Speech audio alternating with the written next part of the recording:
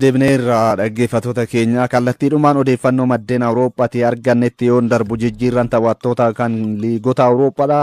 Eda xumurameera kan Premier League England, Bundesliga German, League France akkasuma Serie A Italy kan liigota jajjaboo kanneen eda halkan kan isaanii xumuramanii keessumattuu Premier League England ammoo jijjiirraa riikoordii ta'e kan itti galmaa'ee ture eda seenaa liigichaatiin maallaqni hamma kanaa bahee hin beeku jijjiirraa ganna tokkootiin paawundii biliyoona tokko ol baasee jira jijjiirraan taphattoota kan Premier League England eda xumurameen taphattoota gatii guddaan kilabootaaf mallatteessan keessaa ammoo baay'ee wal mormisiisaa kan turee fi yeroodhaaf inumaayyuu hanga kilabnii fi taphataan wal dhabuu yookaan jechoota walitti dudubbachuu irratti kan ga'e Alexander Isak xumura argatee paawundii miliyoona 100 miliyoona 25 irratti ammoo dabalata paawundii miliyoona 5 dabalatee walumaa gala paawundii miliyoona 100 miliyoona 30 ta'uun gara Anfield ifatti imalee mallatteesseera. Alexander Isak taphataan ganna 25 lammiin Sweden Alexander Isak Liverpooliif mallatteessu malee jedhe miseensota kilabichaatiin akkasuma hooggansaan hanga walitti bu'u adda qoodamuutti ga'e qophaasa shaakala hojjechaadha ture yoona gurgurtan malee hin ta'u jedhe isaan ammoo si hin gurgurrumatumaanuu jedhan anis DBSF hin taphadhu jechaadha hin ture walitti dhaadataa turan garuu dhumarra wanti jedhame osoo hin hafin jechoota walitti darbachuudhaan ara wal mufachiisanis dhumarra Alexander Isak Liverpooliif mallatteesseera eda ifatti abjuu koo isa ijoollummaatti milkaa'e imala dheeraa booda iddoo sirrii taphachuufiif qabutti ga'eera jechuudhaan Alexander Isak waliigaltee booda kan inni dubbate waliigaltee waggaa 6 mallatteesseera hanga bara 2031tti Anfield Road turuudhaaf lammiin Sweden kun fooyituun lakkoofsa 9 isaaf kennameera keessumattuu Liverpool sara fuulduraa isaatirratti taphattoonni inni mallatteessifatee ganna kanatti maallaqni isaan baasanis walumaa gara paawundii miliyoona 400 miliyoona 16 ol guddateera kun riikoordii kanaan dura Chelseadhaan qabamee ture amma bara dorgommii ganna tokkootiin Liverpool fooyyesseera kanaan dura Chelsea paawundii miliyoona 400 fi miliyoona 1 baasee ture ganna tokkotti kan Liverpool kun isaanirra daranuu caaleera keessumattuu gareen Arne Slot haalli ittiin taphattoota bara kana jijjiirraa irratti haaraa mallatteessifate ammoo garicha bifa haaratiin qindeessee akkaataa isaaf ta'u taphattoota dargaggoota irratti baay'inaan kan isaan ijaaratiin jirani waliigaltee booda eda erga xumureen booda kun jireenya kan kubbaa miilaa keessatti tarkaanfii isa tokko gara fuula duraatti ittiin imale jechuudhaan kan inni dubbate gara fuula duraatti deemuu mul'isa kan jedhe Alexander Isak baay'ee gammadeera miirrin keessa jiru keessumattuu waan addaati ibsuuf natti ulfaataa jechuudhaan kan inni dubbate waanuma addaa akkan hojjedhu natti dhagahamaa jedheera erga Liverpooliif mallatteesse miirrin amma keessa haalli jijjiirraa kana adeemsiin keessa ittiin dhufe ammoo seenaa addaa Liverpool waliin hojjechuun barbaada waancaa baay'ees fudhachuun barbaada Champions League akkasuma Premier League dabalatee jechuudhaan kan inni dubbate Anfield iddoo addaati iddoo sirrii kubbaa miilaa itti taphachuu qabduudha jechuudhaan kan inni dubbate Alexander Isak waggoota 3 darban keessumattuu Newcastle keessatti goolii hedduu galchuudhaan taphataa gahumsa olaanaa qabu ta'uusaa ifatti kan inni mul'ise erga Real Sociedad irraa bara 2022 mallatteessetiin booda jechuudha bara darbe ammoo taphoota hundumaan dorgommii hundumaan goolii 27 galchee Premier League England goolii 23 galchuudhaan Mohamed Salahtti aanee taphataa xumureedha jijjiirraa biraa kan Liverpool wal qabatuun tariiti Mark Green waliigaltee erga irra gaa'een booda adda citeera gara Liverpooliif imaluuf kan ture dhimmoota jijjiirraaf barbaadaman hunda erga xumuree fi akka qorannoo fayyaa taasisuuf Crystal Palace heeyyama isaaf kennee gara Liverpool akka imalu erga murtaa'eetiin booda qorannoo fayyaallee akka taasisuuf itti dhiyaatee ture iddoo qorannoo fayyaallee akka ga'e himamaa ture Mark Green sana booda sa'aatii muraasa booda Crystal Palace iddoo taphataa kanaa taphataa barbaadatiin ture jechuudha Igor Julian Brighton irraa Crystal Palace mallatteessuudhaaf ture sa'aatii muraasaan booda gara Crystal Palace taane West Ham United imaluu isaatiin wal qabatee Crystal Palace taphaticha Liverpool gara Palace akka deebi'u dirqisiisee waliigalteen kun osoo hin milkaa'in kan inni hafe paawundii miliyoona 35 waliigalanii ture Liverpool fi Crystal Palace ammoo dorgommii Awurooppaa irratti waan hirmaatuuf haala kanarraa ka'uudhaan amma taphataa kana tursiisuudhaaf kan inni murteessee garuu taphatichi ji'oota 12 qofa waliigaltee isaa qabaa bilisaan bara dhufu ganna dhufu waxabajjee dhufu Crystal Palace gallakkisuu danda'a. Kanarraa ka'uun Crystal Palace taphataa kana bilisaan akka hin dhabnee fi jijjiirraa majjiitiin deebisee gurguruu akka danda'udha kan himamaatiin jiru.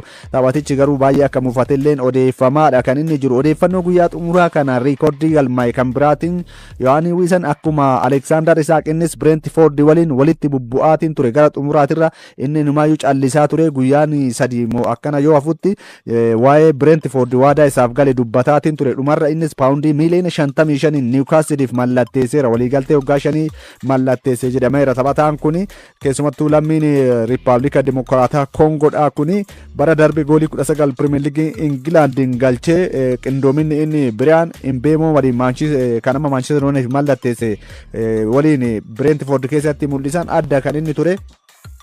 Kanarraa ka'uudhaan Newcastle iddoo Alexander Isaaq buufachuudhaaf taphataa kana kan inni adabsaatiin ture maallaqa Alexander Isaaq irraa argate paawundii miliyoona 100 miliyoona 30 keessaa miliyoona 55 qofa baasee taphataa kana mallatteesseera. Riikoordii Newcastle sadaffaa ta'uudhaan galmaa'eera. Dheengaddaa keessumattuu Voltmed mallatteessifachuu isaa ni yaadatama. Niiki Voltmed paawundii miliyoona 69 kan inni mallatteesse. Kanaan dura Alexander Isaaq ammoo paawundii miliyoona 62 ta'uun kan inni Newcastle Real Sociedad irraa mallatteesse. Yohaanii Wiisan ammoo taphataa sadaffaa dhaalii Newcastle mallatteessifateera. Manchester United goolii eegaa haaraa mallatteessifateera. Seenii lameen Real Antwerp irraa mallatteessifateera. Waliigaltee waggaa 5 paawundii miliyoona 18.1 kan inni Old Trafford ga'e. Taphataan lammii Belgium kun bara darbe taphoota 7 goolii hin keessummeessine peenaalitii 4 deebisuudhaanis liigota hamma 10 keessa jiran top 10 warra jedhaman keessaa peenaalitii kan liigiidhaan hamma isaa deebisee hin jiru jechuudhaan dhaadheeffamaa jira. Rakkoo goolii eegaa kan Manchester United qabus ni fura jedhameetiin eegama. Goolii eegaan kun waliigaltee booda Manchester United taphachuu kootti imalliin keessa darbee dhufe baay'ee na dinqa baay'ee gammadeera jechuudhaan kan inni dubbate. Daarikteerri ispoortiidha kan Manchester United Joosan Willocks keessumattuu Saani Lemens dargaggeessaa fi taphataa humna qabu isa kanaan dargaggummaaf humna isaa kanaan Manchester United ni fayyada jennee itti abdanna jechuudhaan dubbateera. Kana ala keessumattuu Andre Onana fi Altay Bayanders kana booda dogongoroota isaaniitiin Manchester United mo'amaatiin ture irraa boqonnaa ni fudhata jedhamee eegama. Ruben Amorim kan biraatiin Manchester United Anthony akkasuma dhaabbidhaan Rasmus Hojlund ammoo ergisaadhaan Sanchosis Jadon Sancho ergisaadhaan kenneera. Kan bara 2022 paawundii miliyoona 72 keessumattuu kan Atalanta irraa Manchester United mallatteesse Rasmus Hojlund ergisaadhaan dhaabbiidhaan yoo gurguruu barbaadan ammoo paawundii miliyoona 35 olitti siquuni Naapooliin bitachuu akka barbaaduu fi ammaaf garuu ergisaadhaan kan inni Naapooliidhaaf mallatteesse. Antooniin ammoo paawundii miliyoona 21.5 kan inni Real Sociedad mallatteesse. Paawundii miliyoona 81 oliin dhufe taphataan kun Manchester United paawundii miliyoona 60tti siqu taphataa kana irraa kasaareera. Maallaqa argachuu qabu keessaa kun Manchester United maallaqa biteenitti deebisee taphattoota gurguruudhaaf rakkataa akka jiru ifatti kan agarsiise. Jadon Sanchoon ergisaadhaan Aston Villaadhaaf akkasuma immoo Harvey Elliott ergisaadhaan Aston Villaadhaaf Liverpool irraa mallatteesseera. Nicolas Jackson dhimma wal mormisiisaa fi Jarman ga'ee akka deebi'u itti himameen booda amma Bayern Munichiif ergisaan mallatteesseera. Ergisaan kan inni mallatteesse kun riikardii taphataa ergisaadhaan mallatteesse paawundii miliyoona 14 itti bahe ta'eera. Dhaabbiidhaan paawundii miliyoona 65 bara dhufu mallatteessifachuu akka qabu waliigaltee keessatti kan isaan mallatteessanii. Alexis Sanchez ammoo Sevilla fi Jamie Vardy Cremonenseedhaaf waliigalteedhaan bilisaan taphattoota mallatteessan keessaa Koolumaanin Tottenhamiif mallatteesseera. PSG irraa ergisaadhaan jijjiirraa gannaa kana walumaa gala keessumattuu dhimmoota eegaman keessaa kan Manchester City Gianluigi Donnarumma mallatteessifachuudhaaf ture. Dhimmoonni hundi erga xumurameetiin booda Ederson hanga ammaatti Manchester City gadi lakkisuu isaatiin dhabuu isaatiin wal qabate hanga ammaatti osoo hin xumuramin hafeera. Dhimmoota jijjiirraadhaaf barbaachisan hamma maallaqaa waliigaltee kilaboota lamaanii hamma turtii waliigalteedha. Dhimmoonni barbaachisan kan qorannoo fayyaa hundi Manchester Cityin xumureera. Garuu Ederson gara Fenerbahce imaluudhaa fi wantoonni barbaachisan hundi waan hin xumuramiif waliigalteen kun hanga ammaatti ifatti kilaboonni lamaan hin beeksifne. Manchester Citynis hin beeksifne. Garuu akka miidiyaaleen gabaasaa jiranitti waliigalteen edaa kun xumuramuun dura dhimmoota hunda Manchester Cityin xumuramuudhaan wal qabate kan liigii Tarkiyeedha hanga fulbaana 12tti akka warra Awurooppaati jechuudha. Wali jijjiiran taphattoota waan hin xumuramnee fi Manchester Cityn taphataa kana erga Ederson gara Fenerbahceedhaa imaleetiin booda mallatteessifachuu danda'a jechuudhaan wanti isan daangessine akka hin jirredha. Walumaa gala eda jijjiirraa xumurame kana liigota gurguddoo Awurooppaatiin kan xumuramanii Premier Leaguein England paawundii biliyoona 3.087 baasuudhaan riikoordii haaraa kan inni galmeesse. Kun ammoo kan liigonni gurguddoon Awurooppaadhaa arfan Premier Leaguein ala jiran walitti yoo idaaman, Bundesliigaan Jarman, Serie A Italy, La Ligaan Spain, Liigiin France walitti yoo idaaman maallaqa Premier Leaguein England baasee gadi ta'a. Ka liigota gurguddoo arfanii kun jechuudha.